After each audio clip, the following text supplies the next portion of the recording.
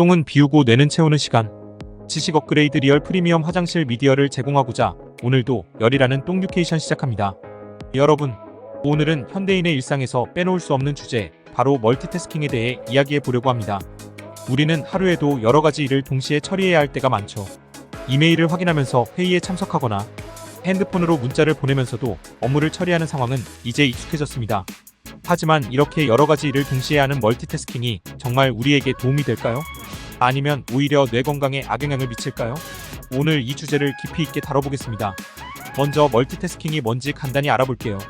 멀티태스킹은 말 그대로 여러 가지 일을 동시에 하는 것을 말합니다. 컴퓨터에서 여러 작업을 동시에 처리하는 것처럼 사람도 다양한 일을 한꺼번에 수행할 수 있죠. 직장이나 가정에서 시간에 쫓기다 보니 멀티태스킹은 일상이 되었는데요. 하지만 여기서 중요한 것은 우리 뇌가 멀티태스킹에 적합하지 않다는 점입니다. 우리의 뇌는 사실 여러 작업을 동시에 처리하는데 제한이 있습니다. 우리가 멀티태스킹을 한다고 느끼는 것은 사실 매우 빠른 속도로 작업을 전환하는 것에 가깝습니다. 이것을 스위칭이라고 부르는데요. 이는 생각보다 뇌에 큰 부담을 줄 수 있습니다. 최근 여러 연구들이 멀티태스킹이 뇌에 미치는 영향을 밝혀냈습니다. 많은 연구 결과가 한 목소리로 경고하는 바는 멀티태스킹이 뇌 건강에 좋지 않다는 겁니다. 대표적인 연구 중 하나는 스탠포드 대학에서 진행된 실험인데요. 이 연구진은 멀티태스킹을 자주 하는 사람들이 그렇지 않은 사람들에 비해 인지 기능이 저하되고 집중력이 떨어진다는 사실을 발견했습니다. 멀티태스킹은 일시적으로는 많은 일을 처리하는 듯 보이지만 실제로는 작업의 질을 떨어뜨리고 처리 속도마저 느려질 수 있다는 것입니다. 또 다른 연구에 따르면 멀티태스킹은 뇌의 피로를 빠르게 유발합니다. 우리가 여러 가지 일을 동시에 처리하려 할 때 뇌는 계속해서 자원을 소모하게 되는데 이는 결국 뇌의 과부하를 초래할 수 있습니다. 결국 이러한 상태가 지속되면 뇌 기능이 저하되고 장기적으로는 기억력 감소나 인지능력 저하와 같은 문제가 발생할 수 있습니다. 그렇다면 멀티태스킹이 일상에 어떤 영향을 미칠까요? 먼저 멀티태스킹은 효율성을 높이기는커녕 오히려 생산성을 저하시키는 경우가 많습니다.